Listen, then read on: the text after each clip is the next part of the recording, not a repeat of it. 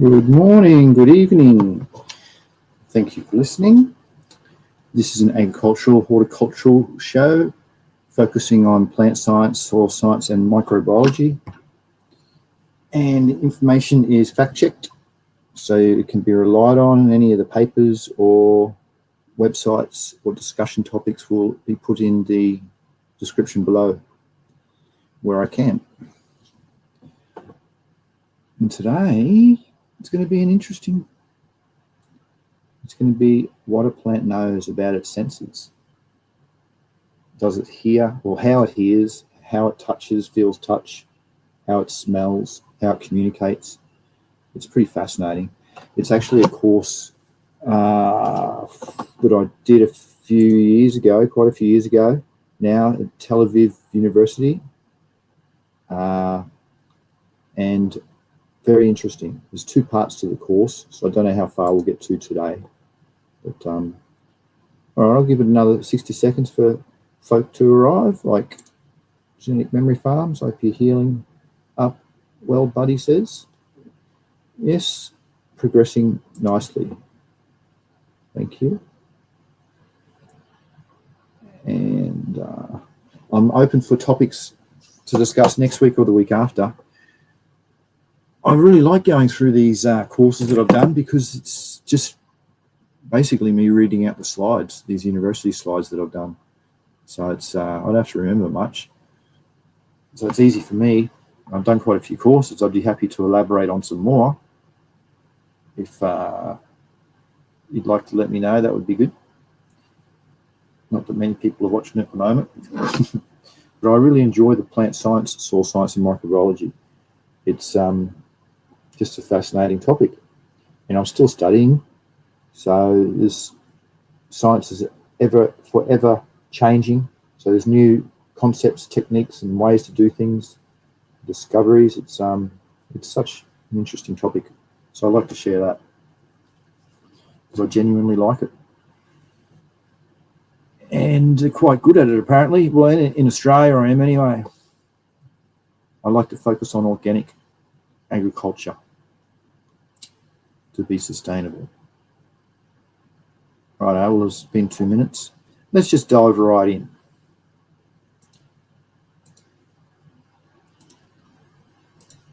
Actually, I should put that. I'm going to put that before we start. I'm going to go and put in the titles, a suggestion for next week. Now, you used to be able to do that in YouTube. You can write something, timestamps, reactions, pop out. No, there's like a heading I remember you can put in, like a survey thing. You had a while ago. Emojis plus engage with your audience. Oh, here we go. Start a poll. Q&A. Sweet. What's next week's show topic, please? There you go. Start a Q&A.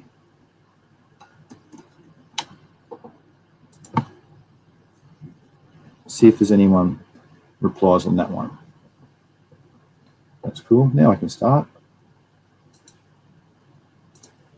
So, back to sharing. So this is what I'm sharing. Yep. No. This is what I'm going to be going through. What a plant knows. This is the book. That's the professor from Harvard University, but he's working out of Tel Aviv University doing this course. Oh, that's the website, sorry. This is what we're going to be going through. I found it so fascinating. Geez, it was good. So it's the first slide. So photoreceptors. So can a plant see? Well, humans have 5 photoreceptors and plants have 3, 4, 5, 6, 7, 8, 9, 10, 11, 12, 13, 14, 15 at various different wavelengths. And they do all different things. Let's have a look. So primary photoreceptors. So here you can see on the side at different wavelengths, they do different things. And now this says what they do. So the tropism, so that's involved where the energy of the leaves will be attracted to the solar radiation, so it tropes towards it. That's to do with that. That's phototrope 1, 2. Shade avoidance is phytochrome. Transition to flowering is zeolite, cryptochrome, and phytochrome. Germination is phytochrome, so the red lights help. Seedling development, cryptochrome and phytochrome. I found that the cryptochrome in the bluish spectrum helps with the cytokinin expression, like a cell elongation. There we go. Sight. Plants and humans. What's the difference? Well, plants respond to the spectrum generally in 750 to 300 nanometers, where humans are 700 to 400. It does go out of that a little bit in different processes, but the generalized amount comes from that spectrum. And it's sensed in all cells, where in humans it's only in the retina. And there's 12 photoreceptors in plants, not 15 like I thought, like I read out. So they must be grouped. And the human had 5. Plants enable it to find energy for food, and as humans it enables us to see details. In plants, synchronizes the biological clock and seasons of the year, and we also synchronize with the biological clock. Here's the difference in both the cells. They're pretty similar. Both are eukaryotic cells, but there's a smidgen of difference because we don't need any chlorophyll like here in plant cells. That'll do. I'm not going to go right into it because there's a fair bit in this. Here we go. This is to do with ethylene influence on seedling grown in the dark. What happens? Well, reduced stem elongation, increased stem thickness, and bending at the site. There's also a J-hook in the root. It's called the triple response from ethylene. That's how you can judge if you've had too much ethylene in use for your seed dormancy breaking technique. And this is on the cell walls, and you can see that without ethylene, the reactor is active, and with ethylene, it binds to it, makes the reactor inactive. Okay. And what's this one? Protection of volatile exposed plants in the field experiment. So this would be to do with if a plant can speak, and they speak through allelopathy. So this would be related to that volatile emitted from neighbouring plant. Yeah, the volatiles, that's what they do. The methyl it goes to when it goes into volatilation, and the plant breaks it down. It'll be going into that a bit later, actually. Oh, here it is right now. For instance, salicylic acid that the plant puts out in response to some stress, and how it gets into to warn its other plants around it. It goes into a methyl form, which makes it volatile, travels through the air, lands on the other plants next door receptors, and they break it down and do the process backwards to salicylic acid, which activates the plant's immune. This is another way of showing it, how allelopathy works. They share their processes. Here how salicylic acid is produced, and it's produced into methyl salicylic, which makes it volatile. It can travel, it lands on here, and gets its immune activation. Less different cell tonic solutions that they can be in. Actually, I don't know what that's really related to. Is that maybe the touch? No, I can't remember, so I'm not going to go into that one. Oh, here we go. It is to touch. Well, this one's for touch. So that's the mimosa leaf, which is native to Australia and USA. When you touch it, it contracts because of the cell water difference. That's why I can't remember how it got to, so I'm not going to try and explain it. But I do know about the potassium ions.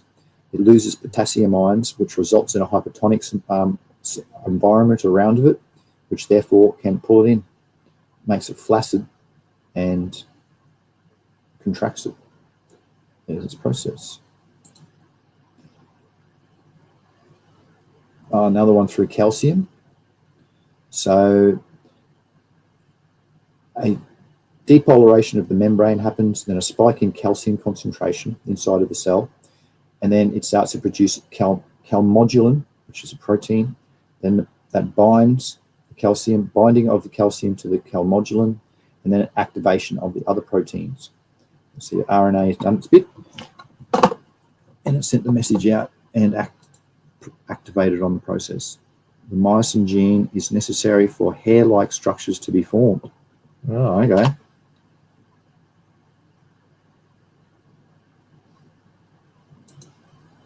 Roots bend towards subsonic vibrations. So can a plant hear? The answer is yes, but the frequency is 200 hertz. So it's only the base, and that's the experiment was done at that frequency, other frequencies, but found that at 200 hertz, which is a low sort of bassy frequency, it the roots grow towards it. Roots bend towards subsonic vibrations.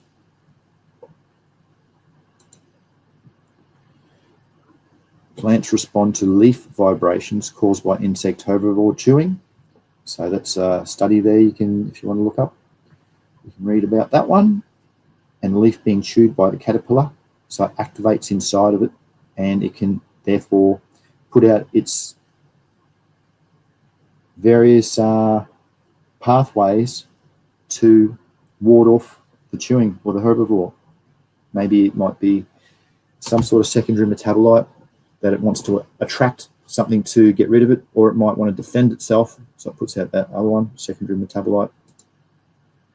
Oh, here's the 200 hertz. So you can see here's the example.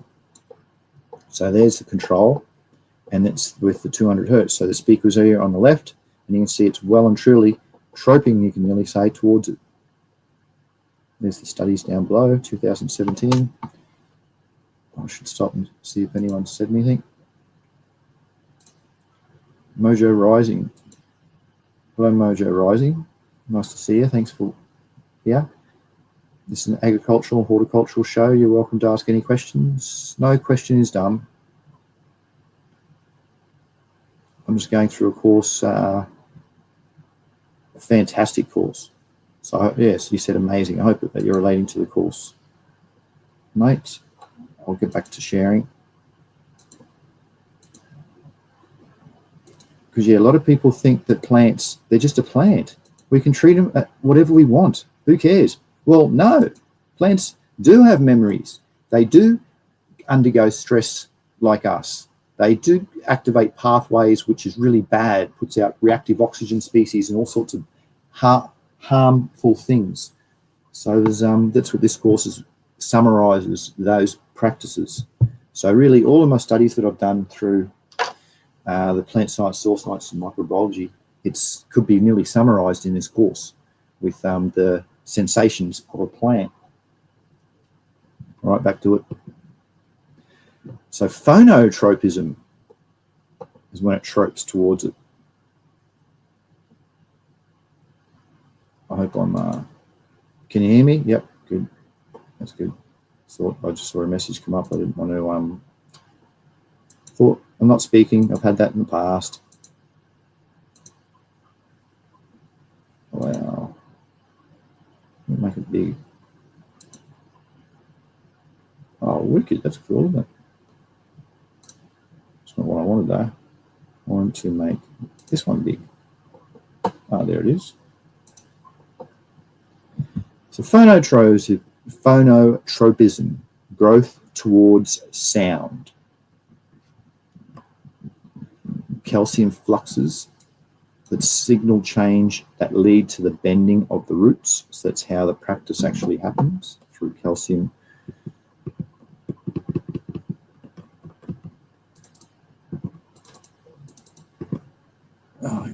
go. And what are the genes? Well, the touch genes are transcribed through touch stimuli. Gene A, gene B, and the touch gene. Okay, not really much detail, but that's cool. So the touch puts out a signal through RNA, mRNA, and then it's translated in the proteins, which follows the cascade signaling pathway. Expression of the following exposure to sound waves. Oh, cool. So I tried out various, it's a shame they didn't name the genes. Like a plant has 30,000 genes, and it's good to, like these ones might be involved in phono, so it could be pH1, pH2, pH3. Would have been nice to have them named. Expression, so no stimulus, exposure to this. Okay, so all these genes tested for no stimulus and exposure to 200 hertz, and the color plot of the expression was changed. Okay, so good reactions in a few of them. They're all just various chain difference. Oh, well, what's this? Oh, there's the touch genes. It's a shame that you can't really make them out, but it says the gene names there. I recognize a few of them. The Warki.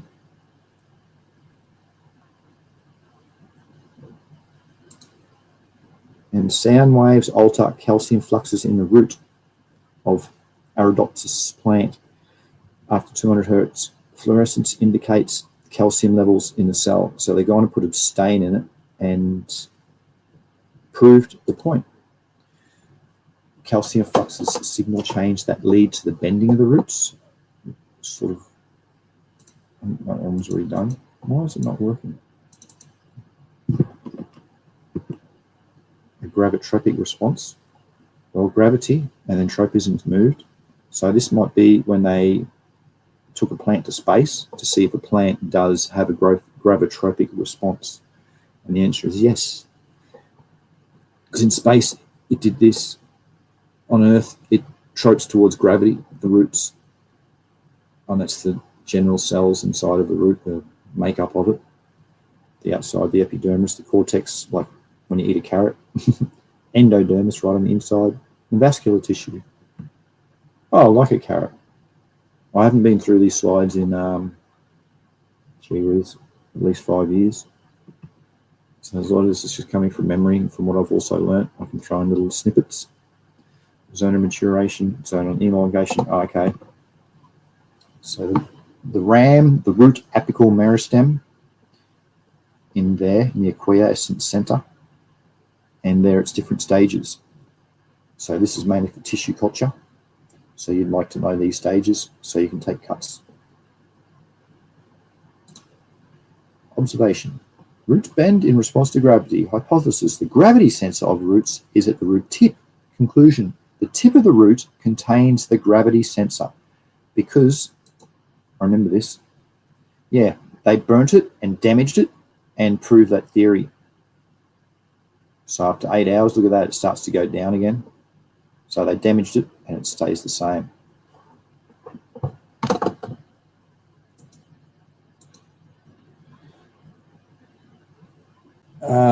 This is an experiment done in 100 years ago.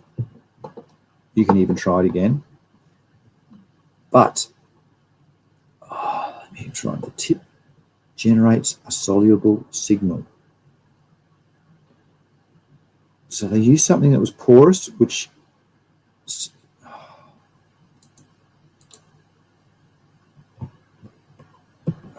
it was fascinating because the mica blocks the passes, the processes, so they can't talk to each other type thing.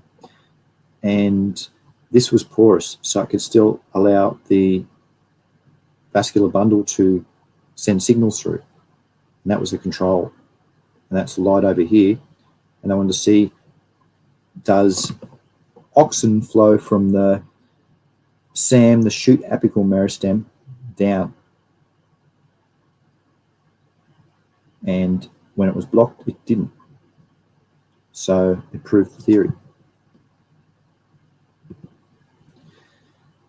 Charles Darwin says, we must therefore conclude that when seedlings are freely exposed to a lateral light, some influence is transmitted from the upper to lower part, causing the latter to bend. That was the previous one with the oxen. So this is a bit of a colourful graphic of the same thing. Signal transduction. Tropes, it doesn't trope. Oh, this is an elongation one.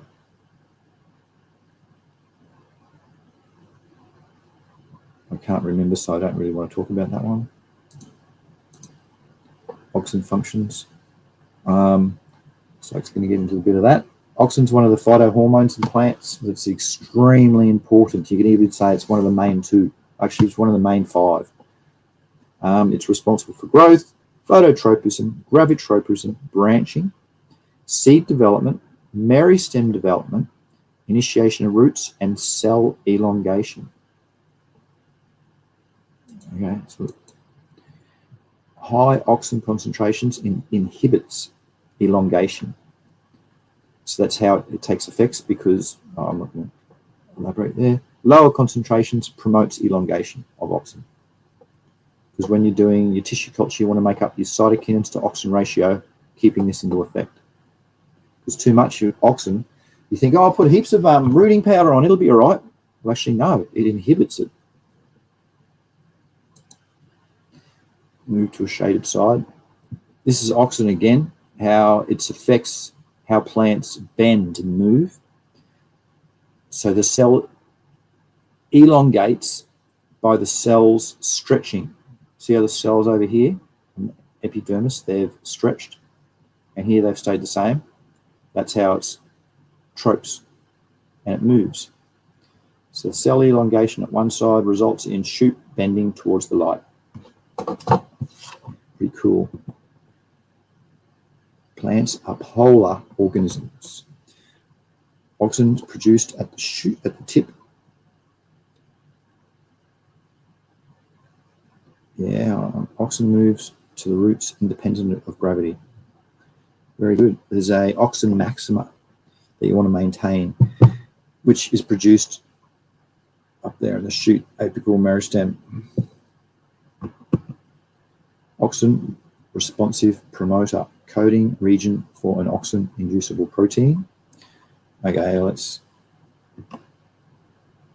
DR5 GUS gene in plants. What's that do?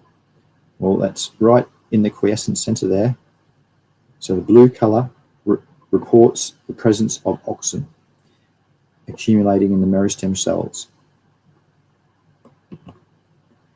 Conclusion, auxin is produced at the tip of the shoot. Auxin moves independent of gravity. Auxin response at the tip of the root. Seen that one. Wild type. Oh, here's an experiment done. 2004.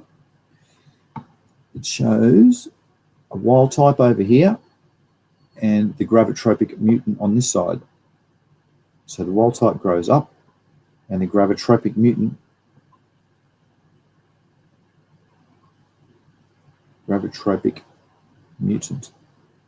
So some of the mechanisms of gravitropism may be different in the stems when they are in the roots.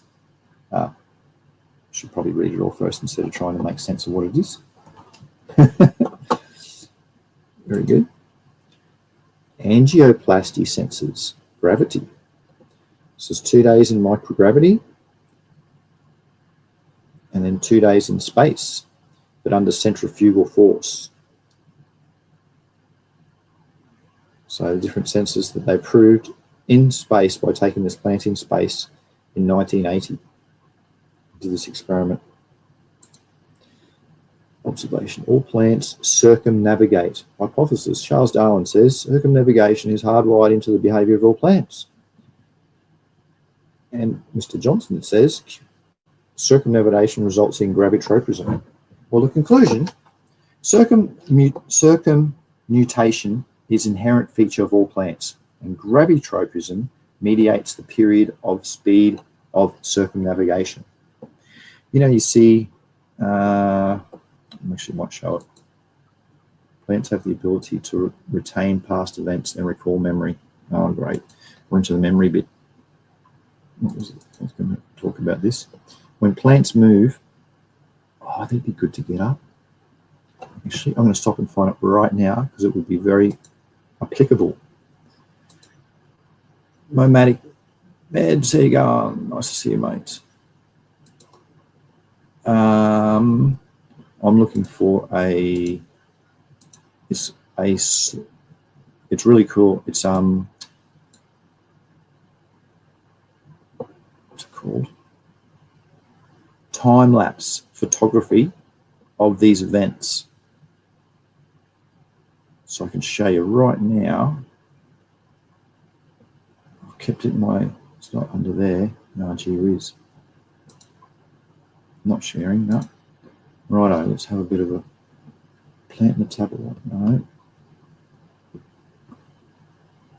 I'm just going to try and find it because it's really, really good. Some time lapse of just plants troping in different circumstances so you can easily see it. Oh, come on. Botany, no.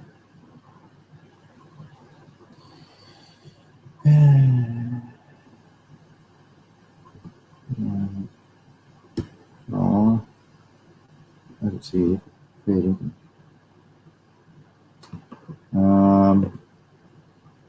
Classroom, no. I'm sure it's planted. There it is. I found it. Yay!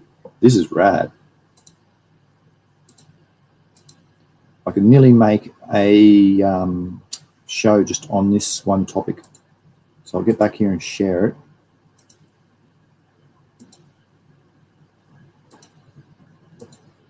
So what we're talking about. Let's get up and see what he was on about. Oh, that's right, how plants circumnavigate. Things at full screen. Now get up to plants in motion. Now let's see elastic circadian rhythm, cellular responses. I wasn't going to solar tracking.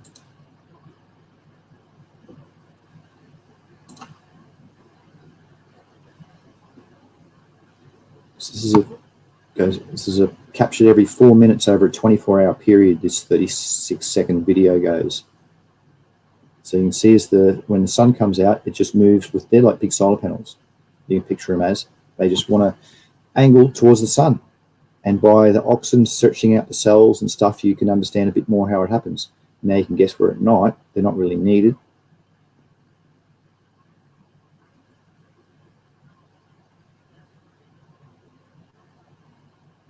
And it's coming around to daylight again, where it's finished. Where's another one? Coleus, tracking the sun. It's another. It's left, so you can see the sun on the window on the right-hand side here, and it's troping towards that. Corn root.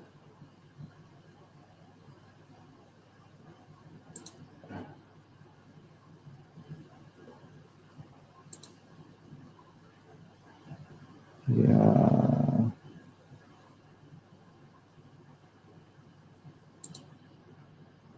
Will do. See if this is the one where it's, see how it's, yeah, this is what I want to talk about. See how it circumnavigates? It just keeps twirling around until it finds something. These vines, it's quite common in plants. That's what that last slide was talking about. So I'll keep going on the vine, looking for something to cling on to. And all of a sudden, hey, it's got something. You beauty. There you go. That's how vines form.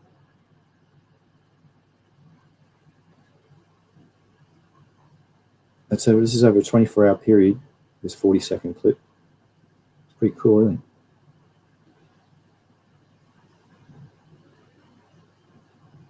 What about a sunflower, which is pretty big? Which one of them? Oh, it's a seedling. The last one was a better example. Some tulip. It's only 10 seconds, and then we'll go back to speaking, back to the slides. I'll keep this up though. This has got other, what about germination? We talked about that a bit. Oh, it's just going to show that. The cotyledons, it's not even, oh, there it is. Oh, it is showing the root, rad. There's the root apical meristem going down. So it's a side cut with glass. And see this one, it was, the seed was put around the wrong way. So that's why I had to go up first and then down. So this has got a delayed response, and it might even be a stress formation. See the difference? Look at the hypocotyl forming. It's a lot thicker to try and get through because of the wrong way it was around. So more energy had to put into that. So that was pretty good to show that. All right, we'll come back to that. No, should see if there's any questions. Hey, speaking of cool people. G'day, mate. Nice to see you. We're talking about what a plant knows, how it smells, how it hears, how it feels touch, how it communicates with other plants. Plants have the ability to retain memory. And here we go, the memory bit. How do they retain memory? Isn't that a spin out? Well, a few experiments were done with a plant by cutting the leaves and then seeing when they regerminate after putting them through progeny and producing more seed, does it have the same thing? Well, morphogenic memory is a type of memory that later influences the shape or form of the plant. So Rudolf Dostal's experiment shows by cutting off the cotyledon leaves at the start, the first leaves that you see that have all the energy in them to try and get the plant to go into the seedling stage, he cut one off and seen what the example was and found it to be true. It only ever come up with one after that. And then this found was a pin. Put this Mr. Thelia's experiment, put a pin through it. Can you harm it? Did it hurt it? Is there a hole in the next one? And it found that the plant remembers which of its leaves has been damaged. Isn't that a spin out? So it can remember that through a generation. So people really underestimate plants. Vernalization is a transition through winter, allowing plants to flower better.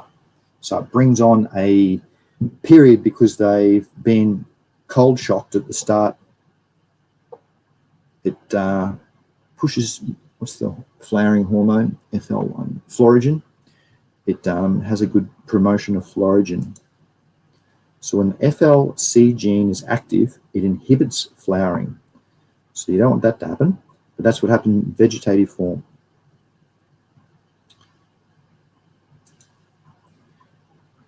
And this epigenetics, okay? So epigenetics is where genes can be coded from environmental or stress problems. For instance, the memory. So the epigenetics is to do with memory. So that was when they were hurting the leaf and cutting the leaf off. That was an epigenetic state. So this is how it transforms from one parent to the offspring to that next offspring. Then you'll cross it again and it'll have a third offspring. So it just shows how it keeps going through. My course at the moment is on crop breeding and goes into chronic detail about many different ways to produce offspring. It's blimmin' hard too, I tell you, only up to week 4. Epigenetic heredity. So the control, so 2 weeks of normal conditions and a salt stress, 2 weeks of salt stress. What happened? 2 weeks. How's that epigenetic? Transgenerational adaptations of Arabidopsis to stress-required DNA methylation and the function of diet-like proteins in 2010. Here's the paper. Okay, that's all. This whole course is made up of papers because it's very new technology, newish technology on the plant senses. So that's how it was. That's what all these slides are basically on. Salt stress parent, offspring, 2 weeks of salt stress. Control parent, offspring, 2 weeks of salt stress. Rad. This is heaps better. So in here, they've had a salt stress parent, and they've gone and bred it. And then they've grown an offspring in it, and they put that to salt stress and seen what happens. Well, it reacted well because it was coded through epigenetics. And in the control one, under the same thing, they had the offspring put in the same salt stress. Does it resistant to it? Not one bit. Or you can assume that they're going to die. Parent offspring, salt-sensitive offspring, salt-tolerant offspring, and salt-sensitive offspring. Up here, the parent, the control, salt-stressed parent, salt-stressed parent. So it'd just be another slide of what happened previous. Memory, according to Endel Talving, episodic, somatic, and procedural. Memory and consciousness in plants. Righto. So procedural, non-verbal remembering of how to do things and dependent on sensing external stimulation. So here's the touch bit. So forming of the memory. So you touch it, and then retaining of the memory 30 minutes later, it's in the same state, and recalling of the memory. Can it recall a memory? Well, I don't know how they got to that. It doesn't explain it much, and I can't recall, but that's what they've done. In the other 2 states, what's this? Episodic, autobiography events, dependent of self-awareness, autonomic. I don't even know what those words are. Not very good at English.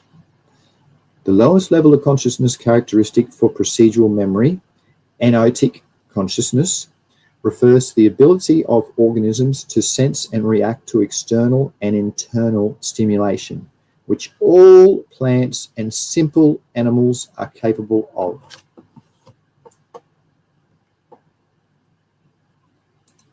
Levels of organization. All right, we'll start to write down in the organelles that fit inside of the cell. And then those cells link up to form tissue. And the tissue links up to form the organ, which is like a leaf. And then the organs form multiple to form an organism.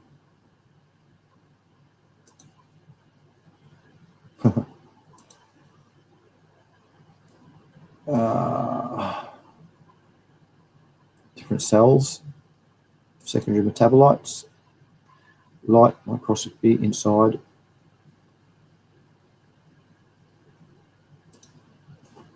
Cells, cytoplasm, phospholipid layer. Okay. That's the cell walls are made up of different phospholipids. Do you really want? One's hydrophilic, water-loving. One's hydrophobic, one end is, water-hating, which is the oily bit in the middle, which is water-hating, which is hydrophobic. That's what I was looking for. So yeah, one bit rejects it, the other bit keeps it all in. That's how the cell walls are made up of those things. So you can see it here. This is outside. So it might be inside of the cell here, outside of the cell. Oh, this gets into a bit of detail. They got the different ways of transporting through the cell membranes, anti-porters, symporters. Went through that before. Respiration. Well, you know, they've got to breathe. So oxygen goes into the cell, same as the sugars and energy into the mitochondria. And then that respires, puts out carbon dioxide, water, and AUP. Oh, we've got a memory block here. What's the ATP? Adenine triphosphate.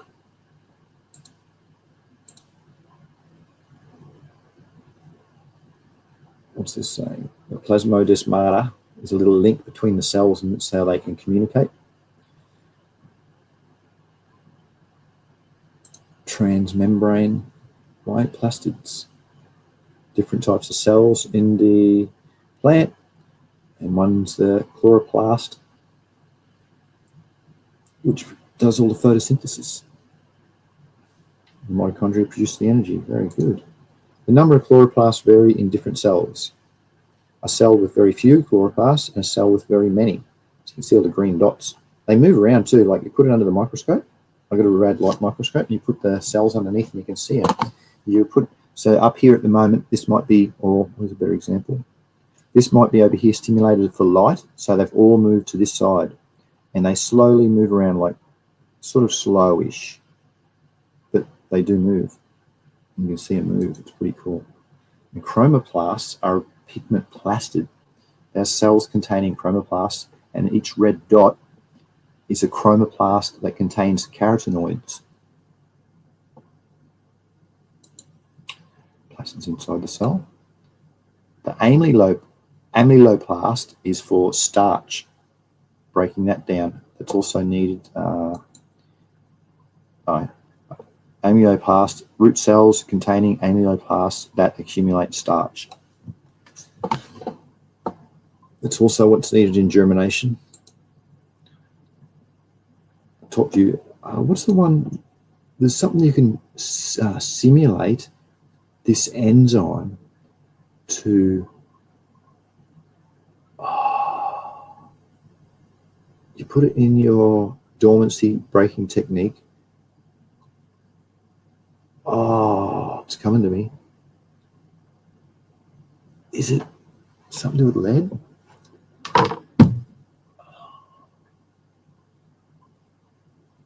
No, maybe someone in chat can help me out.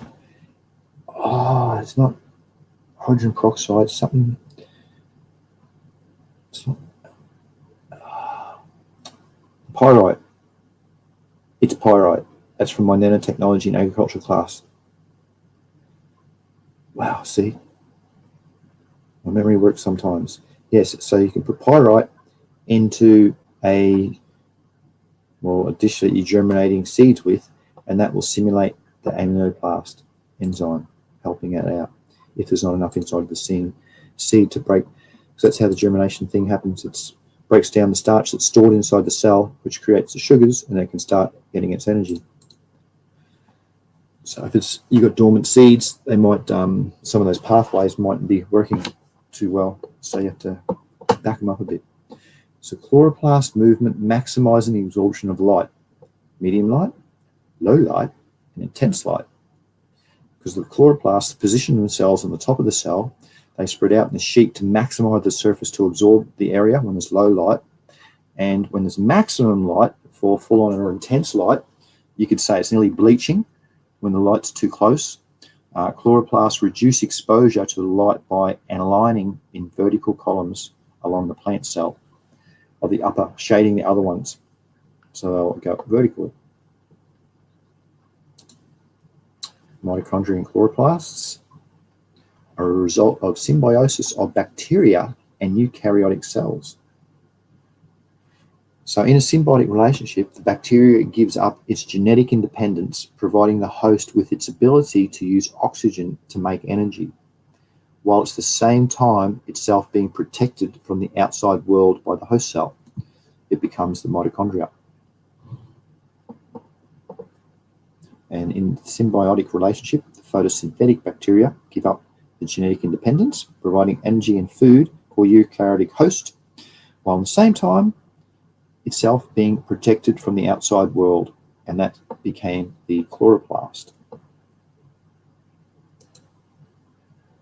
That's how they reckon that plants had chloroplasts away from back in the day. Chloroplasts have a number of features which suggest they are derived from bacterial ancestors. Chloroplasts have their own genome and ribosomes. Isn't that a spin out? Their own genome. That's pretty cool. Chloroplasts have a number of features which suggest they are derived from bacterial ancestors. There's 3 of them given here. So chloroplasts have their own genome and ribosomes. They are sensitive to antibiotics which affect bacteria, and the chloroplast DNA shows clear similarities to bacterial DNA. Bacterial DNA only has about 1,500 to 8,500 base pairs of DNA. Is inside the cell wall. there's the blue bits of the cell wall, cytoplasm inside. The cell wall determines what comes in and what comes out of the cell, so it can protect it from the environment. The cell wall provides mechanical support to the cell to help its shape. So without a cell wall, it looks like that, like in animals, and surrounded by a cell wall, it's nice and turgor, looking good. Cell wall dependent. Okay.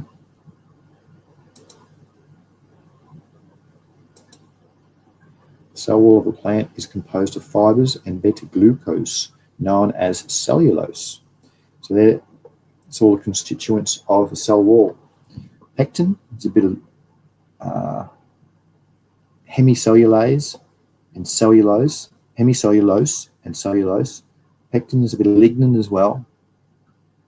So if you want microbes to break down compost, you'll want a microbe that produces pectinase or cellulase, something to break the enzymes to break them down, lignanase. That's ones like Bacillus pumilus produces that cell wall. Cellulose provides fibers for the strength. The hemicellulose holds the fibers together and provides the flexibility. I should see if there's any questions. Not really. Everyone's just listening. That's the way. Oh, we're going to press share first. Holy mackerel, we've been going for nearly an hour. It's interesting, this stuff, isn't it? Maybe I can make a part 2 next week. What are we up to? These are all the slides for it.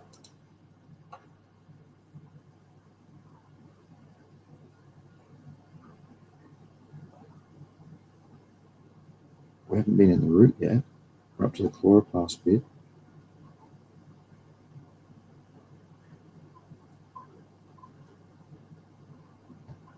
We're probably only halfway there. Haven't done that yet either.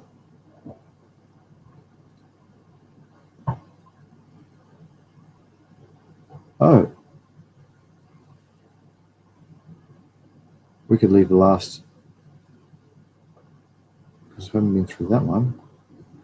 The pericycle cells. I reckon we're halfway there. That's where we are there. Look. So where's that? Oh my goodness. Oh yeah. Nearly halfway. All right, I'll go a little bit longer and we'll stop and we'll make next week. So we'll go to where? Maybe this one. That's the hook one. See what this is. Epidermal tissue. Where's the hook?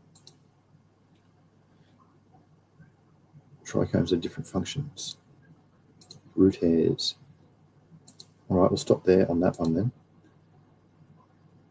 So I'll keep going a bit and stop on that.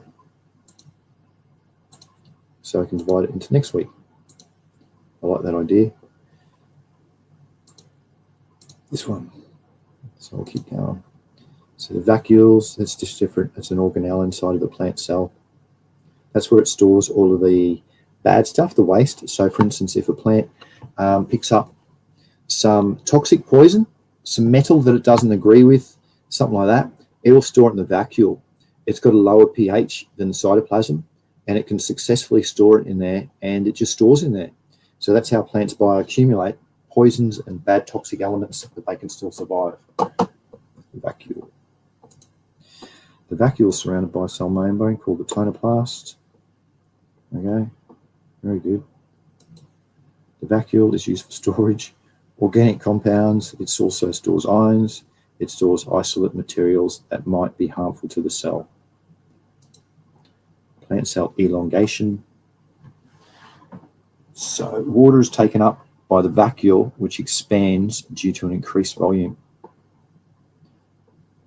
As that happens, The enlarged vacuole increases the internal pressure on the cell wall, or it's called the turgor pressure, and the wall expands and the cell elongates.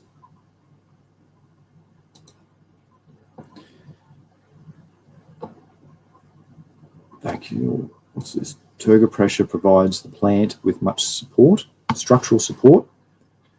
When the vacuoles lose water or volume, they lose turgor pressure, which shows when it wilts. So it's reached permanent wilting point. That means the plant needs, because remember they're 70% water like we are, so they can't really go and get a drink when they want. So in Mother Nature, generally the environment they'll be in, they've learnt to grow in those conditions. But if we put them in pots, they'll regularly wilt. So that's why we've got to keep up on them, and that's called the turgor pressure. Turgor pressure provides the plant with much structural support. So you can see it here, really. So there's the cell that's got good turgor pressure. Here it's starting to shrink in the middle, so it wilts. And over here it's absorbing it in again, and usually within 60 to 90 minutes of the plant from wilting, you'll see it's absorbed enough for it to stand up again. And if it stays like that for too long, that's when permanent damage can happen, because it starts to desiccate and dry out. And it can't be rejuvenated sometimes, even though most plants are totipotent, meaning they can rejuvenate their own cells. The cell membrane of two adjacent cells are connected. Right, it's by that little plasmodesmata thing.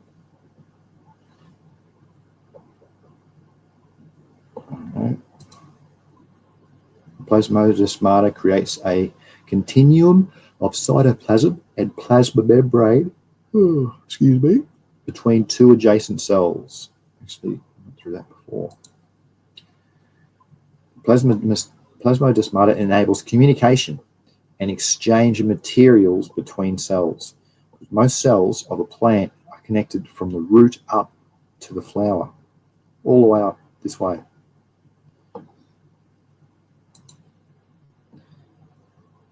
The dermal tissue, ground tissue, and vascular tissue. So this is a cross-section area. So if you get a plant stem and to cut it, and then look at it, length, cut it off, and then look at the cross-sectional area, this is what you'd see.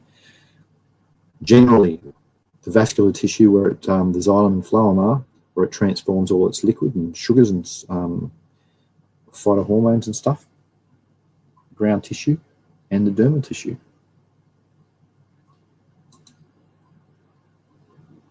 A bit of vascular tissue, okay? So there's the epidermis on the outside of the leaf, ground tissue, vascular tissue. You can see it's in different ways. The stem, monocot, and even the root you cut on a cross-sectional area, and you'll see the vascular tissue in there where the xylem and phloem will be. I think the second last slide for today. Put your questions in or comments now, please, if you want, because I think it's going to wrap up soon. So this is the ground tissue in the main mass that carries out photosynthesis and helps us support the plant. So that's the xylem. The epidermal tissue is the outer covering that provides protection. The epidermal tissue, this is electron microscopy of epidermal tissue with the little trichomes. And trichomes, they protect the plant through various ways. That's where we're going to stop, I think. We'll do it next week. So I'll just take it back a bit so we can go through the... there, that's where we'll start next week on the vascular tissue. What do you reckon? Sound good? I hope so. 55 minutes been going for. That worked out pretty good. And believe it or not, that course was a 2-week course. So 2-part course, sorry. So it worked out pretty good. So usually I can cover an hour, in an hour of discussion, and cover 1 week worth of lectures, 5 lectures. Bad at all. I suppose we can go through a few more, 5 more minutes. All right, let's have a look at some plants in motion. Just to run it up a bit. Why not? Before we use a couple of people that are still watching, thank you. So it's a plant dance. Oh, it's people. Okay. No. Cellular response is what we were sort of talking about then. Why does this just click on another page? What do you mean?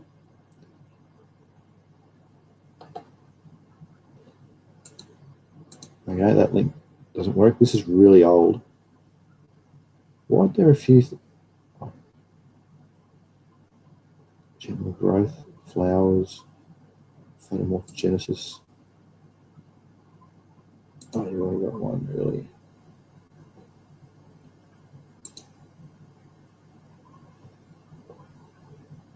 So this is pretty cool. This is dark grown sunflower and light grown. So one grown with light and one grown without light. So you can still germinate plants in the dark. They're just etiolated, it's called. Really doesn't even say it down here. They're etiolated. Their pigments haven't absorbed chlorophyll yet, and they won't get too far because they haven't got energy. And they're white. You'll see them, they're all white. See how they're stretching for the light? They're looking for light, these things. Those ones have already found it. They're absorbed enough to get the cotyledons to photosynthesize and start producing the ATP, which can start doing the other factors for its growth and development. This one hasn't. That was photomorphogenesis, eh? That's it. We did the tropism. That was pretty cool. The nastic did that one. What about germination? Let's see what sunflowers big seeds. Let's get up a smidgen.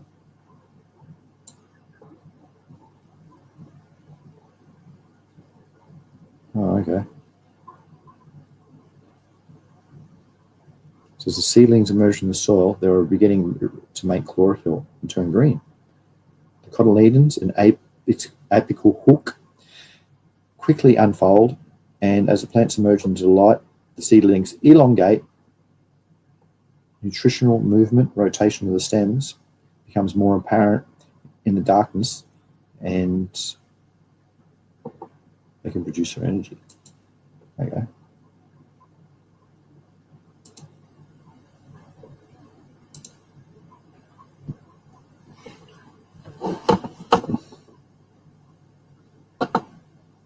What's this one? Oh, this is an Arabidopsis, the same thing happening. Start to absorb its chlorophyll and put that back into the growth and development of its cotyledons. Trot towards the light. You know where the light is.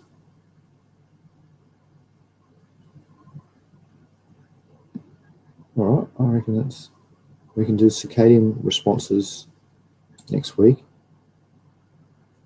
General growth, rosette growth, root respiration, wilting. Let's see what happens for the wilt.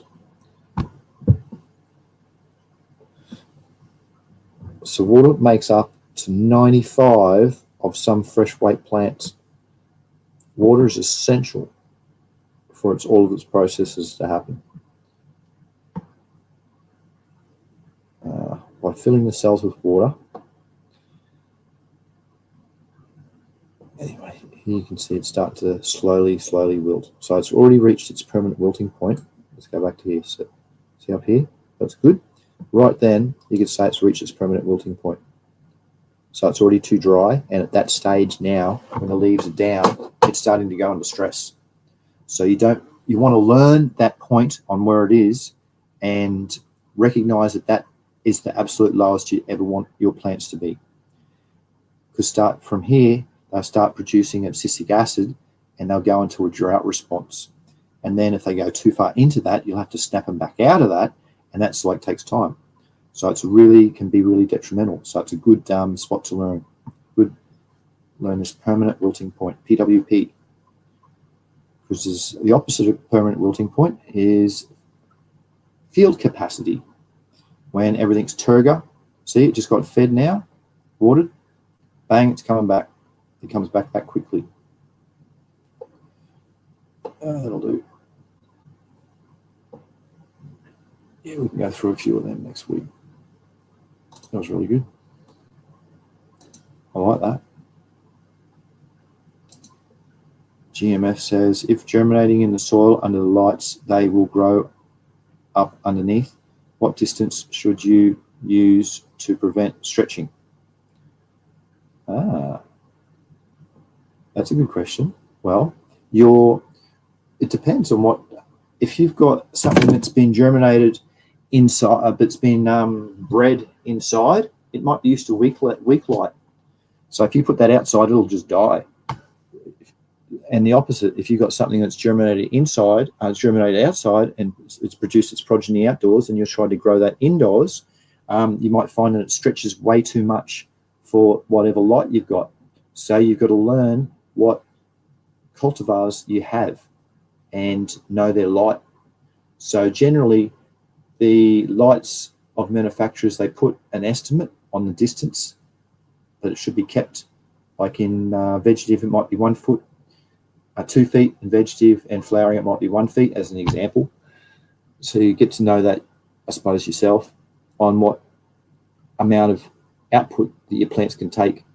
And if they're too close, they might get a bleaching effect where the plant won't be able to produce chlorophyll itself, where it starts to go white, the tissue.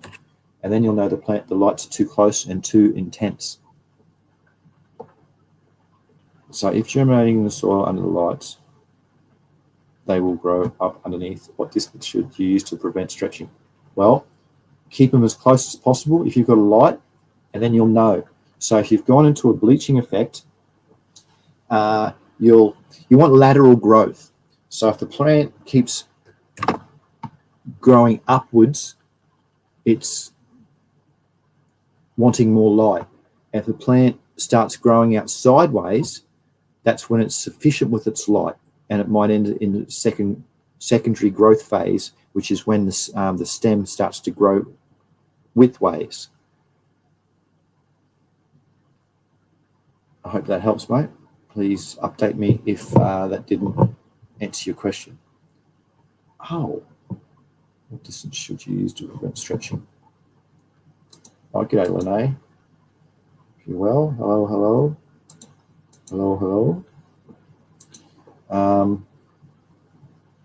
Let's go back to I've got it on the screen, so that was a good question. Let's go back to plants in motion germination. We've done corn. Oh, this is the sideways one. So to get it to this happen, the germination phase, and then it's starting to grow. So now this one's germinated. It's put out, it's called a radicle, just when it germinates, and then it goes into a root. Then it develops the root apical meristem and starts to elongate. So to get it to this stage, you can speed that up by giving a seed what it requires by its temperature, its right temperature, water, and oxygen. 3 things that it requires. And then if you've got dormant seeds, you can help it speed up by adding that, like the pyrite, doing a anliloplast mimicking. You can put the gibberellic acid, because it needs 2 hormones for it to germinate to get to this stage, which is auxin and gibberellic acid. So you can add some of those as well, which also helps it. But ethylene is a dormancy breaker. It's a fantastic, because that's when it's in its germination stage. The ethylene helps a lot and helps break dormancy. So a good technique is just to put your seeds in a cup, sterile cup, fill it with water and put the seeds. Well, I put the seeds in first, then fill halfway up with the cup, and then put that cup inside of a sterile fruit bag that you might get from the shop, and then put an apple inside of it that's pretty clean. You've washed the apple. Let it sit there, and you'll see. I remember I went through earlier the tripling response for if you've got too much ethylene, where you get a thickening of the hypocotyl. It's really short, and then you get the J hook. So that's the sign that you've got that it's sucked up too much ethylene. It's not a bad thing. If anything, it's a good thing because it can be a primer for a NPK supplement in its feed process. That was I went through that in the nanotechnology and agriculture class that I did. I was sort of getting a bit off track here. Getting back to the point, sorry. There's a question again. And germination. Distance. Oh, yeah, that's right. Oh, hang on, got a bit of an update. GMF says I use 18 inches running 300 watt HLG with a 4K spectrum. So yes, that does help. As long as they don't show bleaching, it is not too close. Yes. And if they show bleaching, if anything, it's good to learn because you'll know what the maximum is. And then, because remember Lieberg's law of the minimum states that you can only get the best out of the plant, whatever is the lowest factor. So is it one of the 17 essential elements? Is it the light? Is it the humidity? Is it the moisture? So by knowing all these different things, you can dial your genetics in. So yeah, by getting the bleach, because I've had it in the past where it's bleached and I go, okay, cool. Well, this is its max. I've reached its max. This particular cultivar at that growth stage doesn't appreciate the light so close. It doesn't get reward out of it. If anything, it puts it into a slight stress phase where it's not doing its proper growth and development. Oh, yep, thanks. Good, I hope that went into that a bit. Good stuff. Thanks for the question. I love these questions too. Please, if you've got any really tough questions or myths or anything like that you've heard, I really enjoy them. Because I have a good understanding of what goes on through the plant science, soil science, and microbiology, and can really just nut out a few things. And I've got a good understanding of it all, so therefore I can make it, the information come across to be absorbed. Yeah. There's nothing worse than you ask someone a question and they jibble on and jabble on and they don't bloom and know. Yeah, I've got one particular, yeah, I'm not going to elaborate there. So anyway, I like to summarize, if anything. I don't like to give massive answers. I like to say point form answers. And when I don't know things, I'll just say, I don't know. Because I don't bloody know everything. I'm not a computer. I just love to do agricultural engineering stuff. It's fantastic. All right. Went over. That's it. So next week, we'll be doing the same thing. So I'll be going through part 2 of what a plant knows and shedding light on don't be so rough. Treat your plants gentle. Know that they have neighbours. Don't let them touch each other.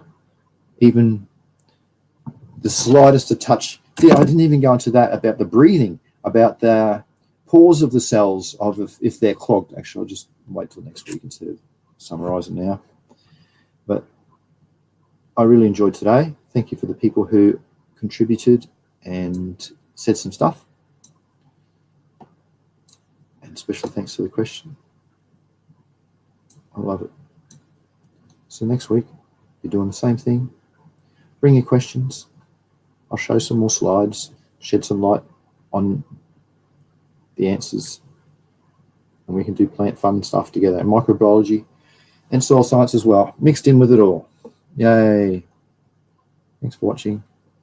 Happy growing, happy breeding, good health to you all. Bye-bye.